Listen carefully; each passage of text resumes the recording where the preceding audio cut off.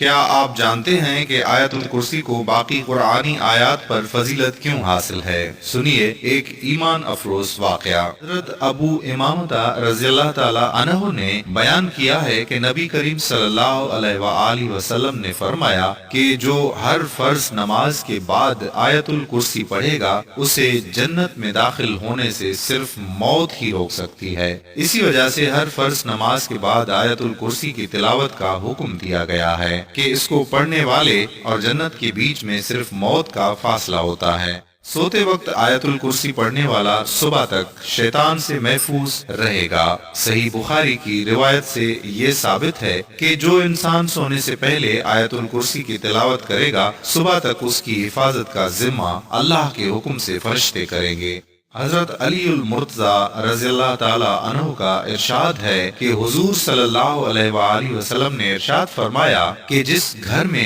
آیت الکرسی پڑھی جاتی ہے شیطان بھاگ جاتا ہے اور 3 دن تک اس گھر میں داخل نہیں ہوتا اور 40 دن تک اس مکان پر سحر کا اثر نہیں ہوتا۔ حضرت خواجہ معین الدین چشتی اجمیری رحمت اللہ علیہ فرماتے ہیں کہ فتویٰ زہریہ میں تحریر ہے کہ حضور صلی اللہ علیہ وآلہ وسلم نے فرمایا ہے کہ جو شخص آیت الکرسی پڑھ کر گھر سے نکلے تو اللہ تعالیٰ 70,000 ملائکہ کو حکم دیتا ہے کہ اس کے واپس آنے تک اس کے لیے مغفرت کی دعا کرتے رہو، اور جو شخص آیت الکرسی پڑھ کر گھر میں داخل ہوگا اس کے گھر سے اللہ تعالیٰ مفلسی کو دور فرما دے گا۔ اللہ تعالیٰ ہم سب کو قرآن کی ہر آیت کی فیض و برکات سمیٹنے کی توفیق عطا فرمائے۔